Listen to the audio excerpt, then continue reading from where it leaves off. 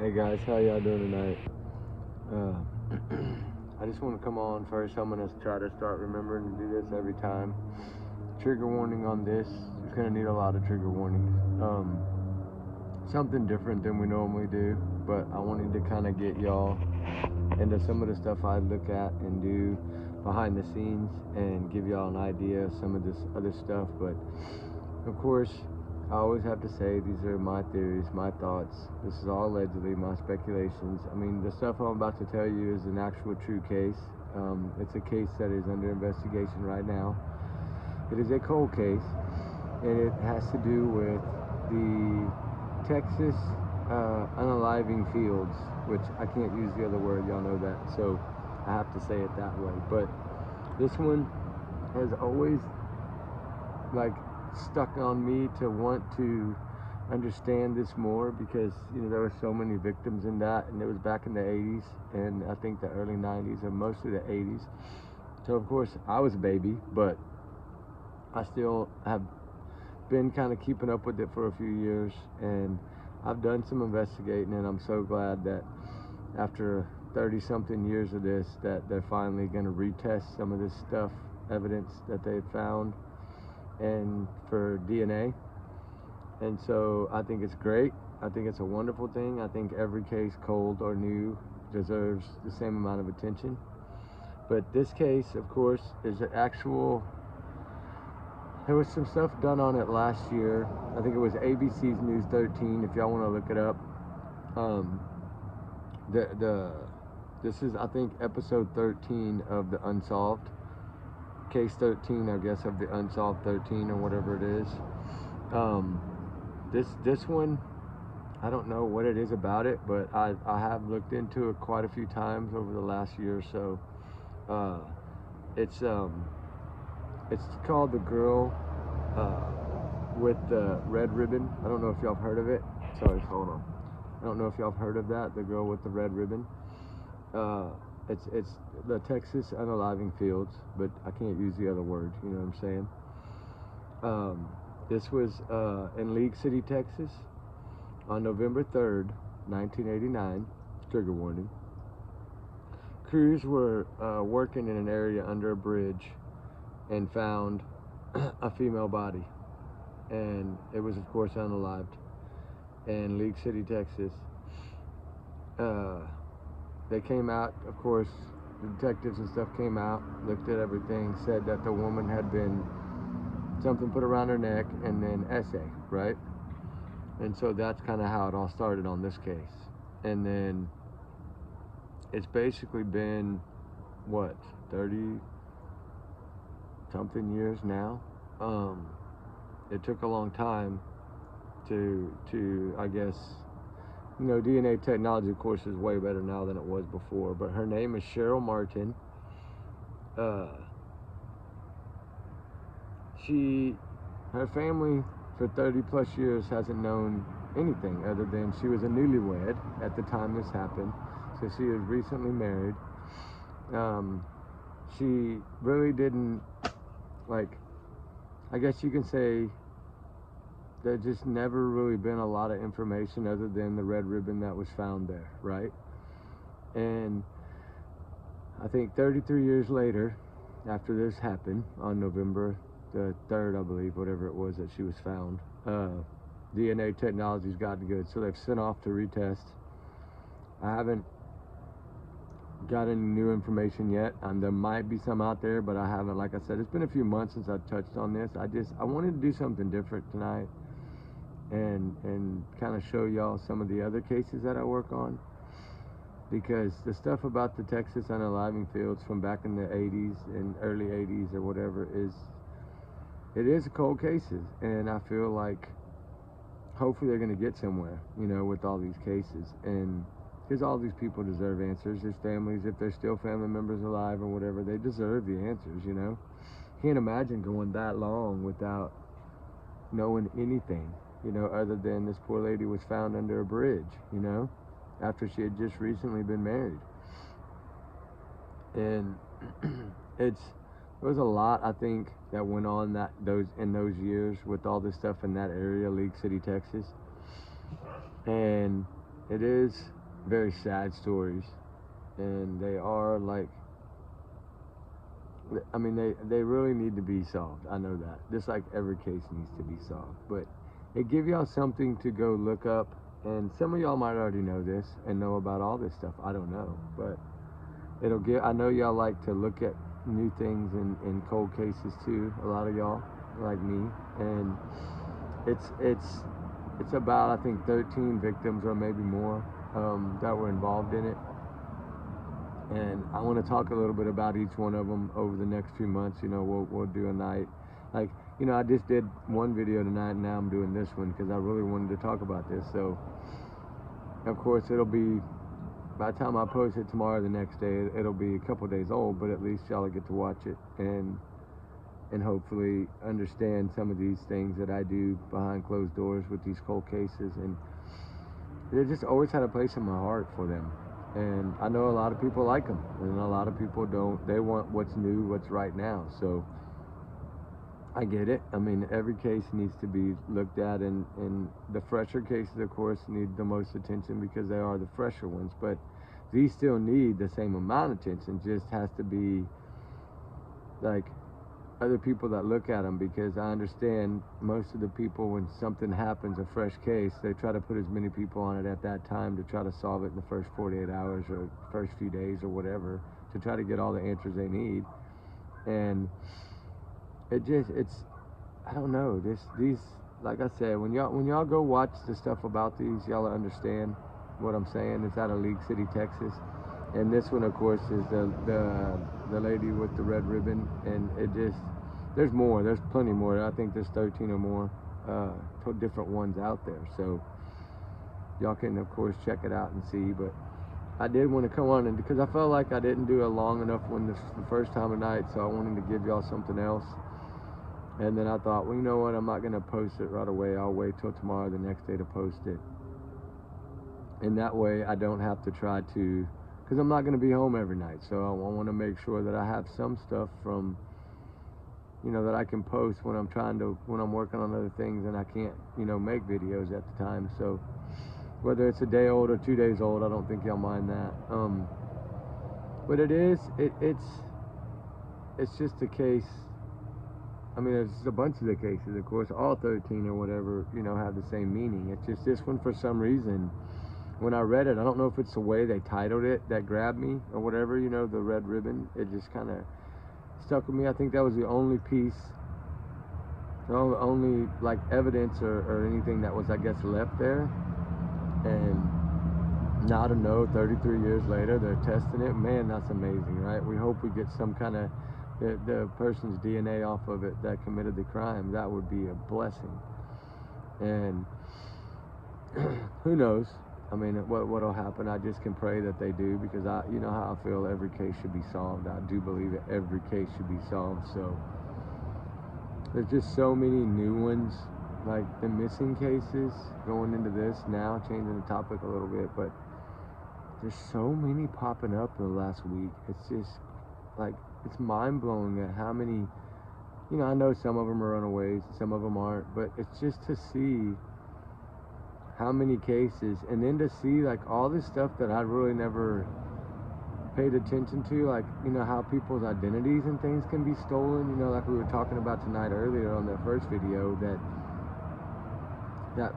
take for instance the one that's in LAX or whatever, that Hannah from Maui. Like, to get those text messages as a family and know that that's not your child messaging you has to be so scary. And then when they're out of character, and then when you start learning different things, like maybe her identity, I think they said something about the identity might have been wiped clean or something.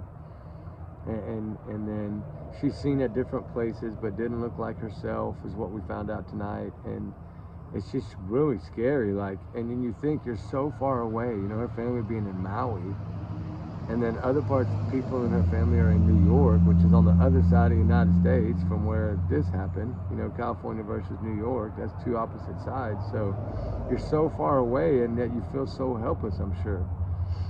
But thank God now the family's there, and they're searching, and pray to God they find this woman safe and they can take her home. But it's just so many of them. like I've been saying every day, you know, about the little Seneca Todd girl. They're now saying that they think she might have been like kidnapped or something, and that's scary. Trigger warning, guys. And like, of course, like the Emma Bum, the pregnant mother. Like, I think we have an understanding of what might have happened in that case, and it's very sad, especially when you have that many children. But to go so long to report it, that's what kind of got me, is like, if you know you haven't spoke to her on the 10th, why wait till the 28th? But I don't know the situation, and I can only, you know, speculate and say that. But some of these things seem to get time in between them. But yeah, she is an adult, so I understand it could be different. But, and maybe they thought she was, you know, having the baby or whatever, and that's, you know, they gave her space. But, and now it's like that's like 18 days or whatever, 15 days, 13 days that we don't know anything. You know, that a lot can happen in that amount of days. Hopefully, pray to God she's somewhere and she's safe, but, and, you know, they do find her. I mean, that's what we pray for every day. But it's a sad story, and I know it's making headlines, and that's great, because the more it's talked about, the more it puts pressure on everybody to try to solve it, you know, and try to find her and bring her home.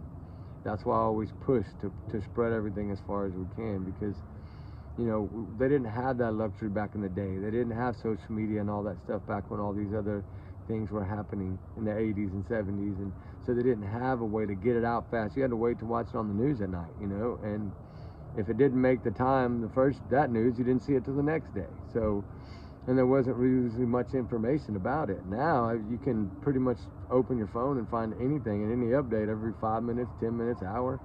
So it does make it a lot easier now to get these cases solved faster because of social media and because of how technology has gotten so good. So that's why I hope these cold cases can all be looked at and all be solved, because there is a clue somewhere in them. You just have to find it. The right person has to have the case and find it. And that's why I don't know if that's why I think that they deserve like new eyes, you know. I think somebody new to grab them, somebody that's retired or whatever, that wants to keep digging and looking, you know, retired detectives and stuff that want to do this on the side, like, you know, give it to them, let them work it, you know. And that way with the guys that are there now in the station can be working on the newer cases. And it's just so sad, some of these cases like Maddie Soto and all these, that this exists today. It's just horrible. And as parents, we need to like start seeing red flags more. We'll say offer classes for parents to take, you know, because we all need to learn every day, you know, because technology and everything changes every day. So criminals are getting smarter, and all these things that I'm hearing about that LAX case of Hannah, like, I didn't realize that these things existed in the city. I guess I'm naive to that, you know, somebody's identity can be wiped and they can actually sell somebody. I mean, trigger warning, that's crazy. Like, to me, that I don't understand it, but maybe I'll never understand it.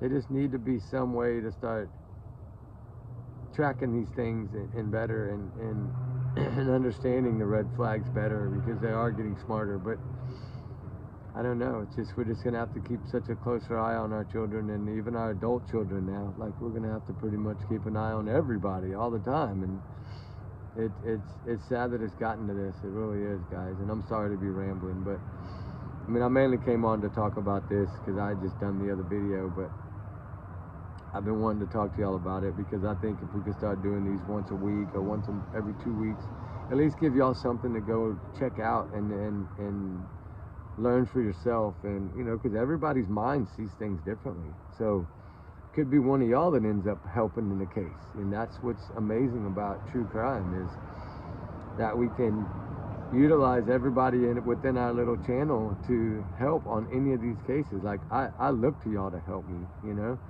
and to help me find answers. That's great. I love it that y'all do that. And I love the positive comments. You know, of course, nobody likes negative comments, but I do love the positive comments. I do love that y'all have big hearts and want and pray for all these families and all these children that are missing, and all these voiceless people, and all these cases that have gone on for 7, 8, 9 months and years. Like, it's good to see that people care and people want answers. I love it. That's what makes it so fun. I wish now I would have started this channel 8 years ago when I first started doing this. Because we could probably, you know, there's no telling what we could be accomplishing by now. But I just kind of wanted to make a second video tonight. I usually don't do 2 in a night, but I did. I felt like I wanted to talk a little longer to y'all and maybe share some of the things that are important to me, like cases that are important to me, you know, like the Lending case, a 50-year-old case. I think that those still need to be brought up and brought back up. And, you know, 15-year-old cases, whether they're like these 30-year-old cases or 33-year-old cases, or they all need to be talked about. And I think the more we bring them up, the more it puts the pressure back on. And, you know, some of these cases, I mean, yes, we can solve them now, but the people that committed them might not be here in this world anymore. So, but yeah, I want y'all to check it out. I mean, a lot of y'all probably know about the Texas unaliving fields, which I have to use that word in the middle instead of the other word. But, you know, it's very, like, scary what happened in the 80s and stuff in these cases. It's scary that somebody got away with this for all that time. It's just scary. And to think how he outsmarted so many. And hopefully, pray to God he's still alive and can be caught and brought to justice. That's what I hope. At least not see the light of day again, you know. Lock him up somewhere and throw away the key. But anyway, guys, I didn't want to take too much more of y'all's time, but I did want to do this, and that way y'all can get a more understanding of me. And I know a lot of y'all wonder, he doesn't show his face, this, that, and the other. But y'all, the people that have been here with me from the start understand. I do show my face sometimes, but I'm a very private person, and I'm very new to this YouTube stuff. So as we grow, it might change. I don't know. But anyway, guys, keep all these cases in y'all's prayers. And I will, you know, I always want to thank y'all for all y'all's wonderful comments and all y'all support and love. And it's just so amazing how y'all support us. And Ruby is just loving it. Like, she's loving all y'all, and she's so ready to start traveling this summer and meet all y'all. I think it's going to be so much fun to do these little things, and it's going to be a lot of fun. And we just have to be safe about it, but it'll be fun. And I appreciate everything, guys, that we do. We really do. And we do care so much deeply about all y'all and y'all's opinions and y'all's thoughts, and y'all's prayers mean a lot to all these cases. Y'all are always praying for the kids just like we are, and I love that about y'all. So anyway, guys, I'm gonna get off. It's almost 20 minutes more. I just did like almost 30 minutes, so I am getting a little tired of talking, but I could talk about it all night, but I am getting tired. I need to eat, but I gotta get on the road in the morning. But I'll drop some good search videos tomorrow for y'all, like that we work on tomorrow. I'll try to get them out to y'all as quick as possible. And till then, guys, we'll see y'all tomorrow. And if I get any updates though tonight on any of these cases, I'll definitely post it. So we know we got the new one. So tonight with the other girl, I think she was 24, so we can pray for her as well. And let's try to find all these kids and babies and bring them home. And, you know, hopefully they're safe. So, all right, guys, we love y'all. We appreciate y'all. We'll see y'all in the next one. All right.